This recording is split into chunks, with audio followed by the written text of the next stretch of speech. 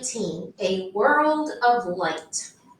As they squeezed past the rocks at the entrance to the path, Dune thought he saw the candlelight glance off a shiny place on the wall. He stopped to look, and when he saw what it was, he called out to Lena, who was a few steps ahead of him. "There's a notice!" It was a framed sign bolted to the stone, a printed sheet behind a piece of glass. Dampness had seeped under the glass and made splotches on the paper, but by holding their candles up close, they could read it. "Welcome, refugees from Ember. This is the final stage of your journey. Be prepared for a climb that will take several hours. Fill your bottles with water from the river. We wish you good fortune, the builders." "They're expecting us," said Lena. "Well, they wrote this a long time ago," Dune said. "The people who put it here must all be dead by now." That's true, but they wished us good fortune. It makes me feel as if they're watching over us." "Yes, and maybe their great-great-great-grandchildren will be there to welcome us." Encouraged, they started up the path. Their candles made only a feeble glow, but they could tell that the path was quite wide. The ceiling was high over their heads. The path seemed to have been made for a great company of people.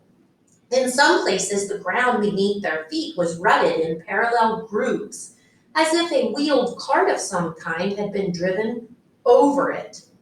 After they had walked a while, they realized that they were moving in long zigzags.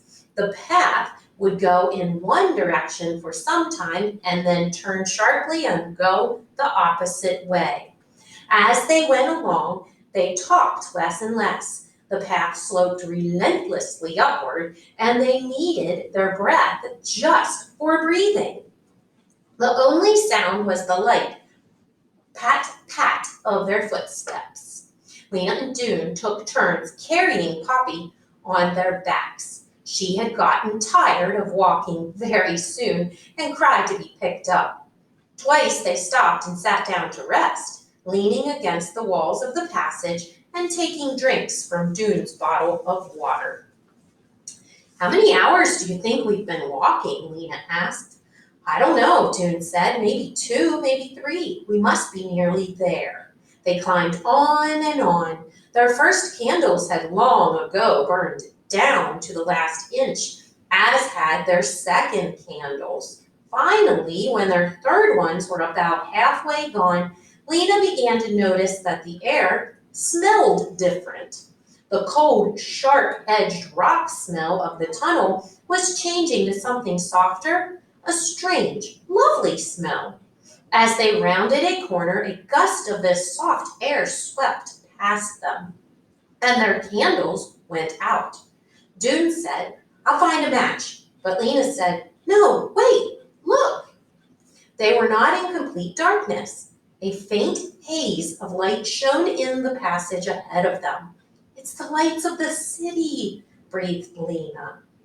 Lena set Poppy down. "Quick, Poppy," she said, and Poppy began to trot, keeping close at Lena's heels. The strange, lovely smell in the air grew stronger.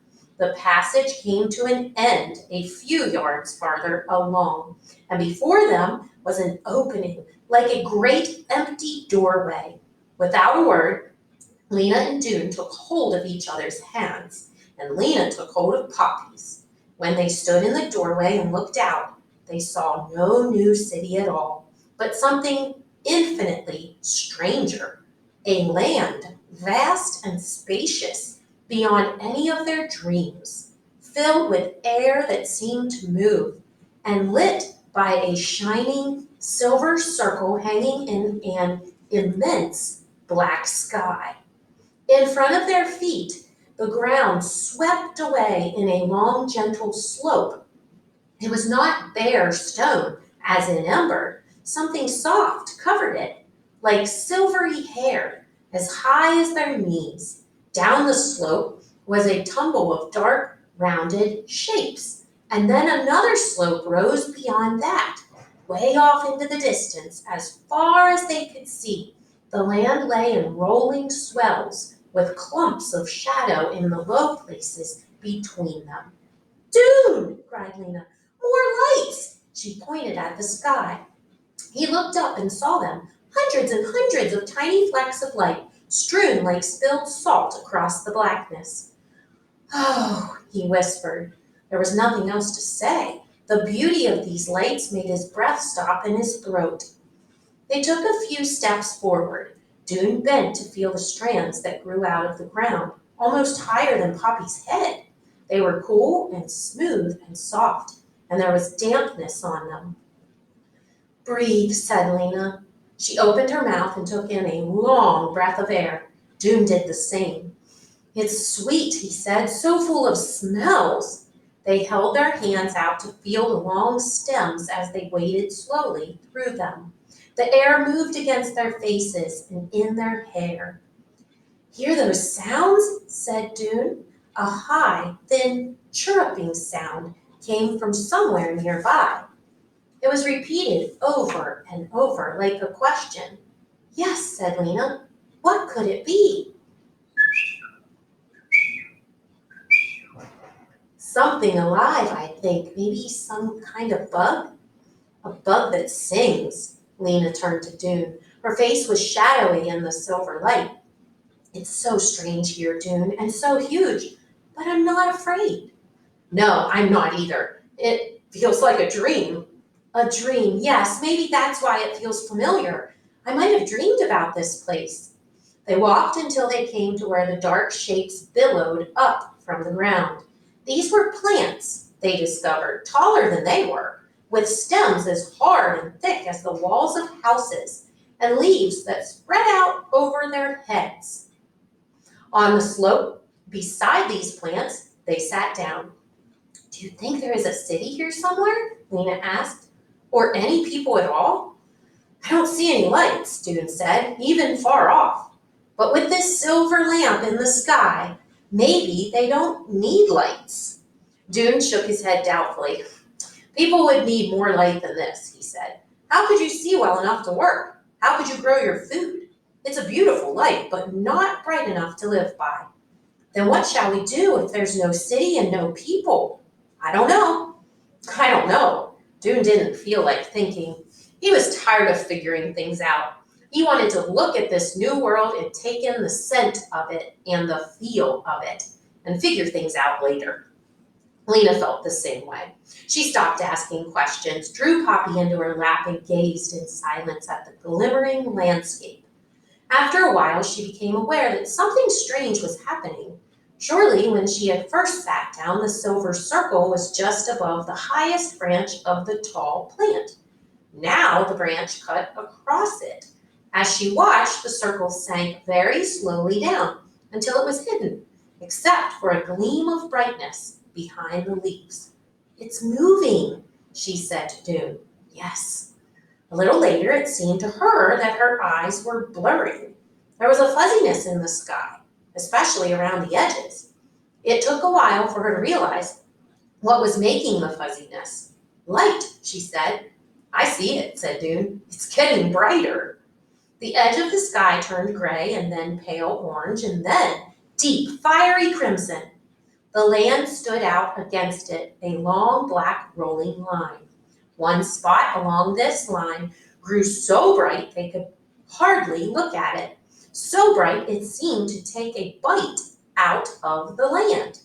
It rose higher and higher until they could see that it was a fiery circle.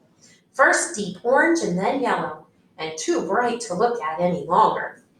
The color seeped out of the sky and washed over the land. Light sparkled on the soft hair of the hills and shone through the lacy leaves as every shade of green sprang to life around them. They lifted their faces to the astonishing warmth. The sky arched over them higher than they could have imagined, a pale, clear blue. Lena felt as though a lid that had been on her all her life had been lifted off. Light and air rushed through her, making a song like the songs of Ember, only it was a song of joy. She looked at Dune and saw that he was smiling and crying at the same time, and she realized that she was too. Everything around them was springing to life. A glorious racket came from the branches, tweedling notes, peeps, purples, high, sharp calls. Bugs? Wondered Dune, imagining with all the bugs that could make such sounds. But then he saw something fly from a cluster of leaves and swoop down low across the ground, making a clear, sweet call as it flew. Did you see that? He said to Lena, pointing. And there's another one. And there, repeated Poppy, leaping from Lena's lap and whirling around, pointing in every direction. The air was full of them now. They were much too large to be insects. One of them lit nearby on a stem. It looked at them with two bright black eyes, and opening its mouth, which was pointed like a thorn, sent forth a little trill. It's speaking to us, said Dune. What could it be? Lena just shook her head. The little creature shifted its claw-like feet on the stem, flapped its brown wings, and trilled again. Then it leapt into the air and was gone. They leapt up too and threw themselves into exploration. The ground was alive with insects, so many that Dune just laughed in helpless wonder. Flowers bloomed among the green blades, and a stream ran at the foot of the hill. They roamed over the green-coated slopes, running, sliding, calling out to each other with each new discovery, until they were exhausted. Then they sat down by the entrance to the path to eat what was left of their food. They untied Dune's bundle, and Lena suddenly cried out, "The book! We forgot about the book!" There it was, wrapped in its blotched green cloth. "Let's read it out loud while we eat," said Dune. Lena opened the fragile notebook and laid it on the ground in front of her. She picked up a carrot with one hand, and with the other she kept her place on the scribbled page. This is what she read.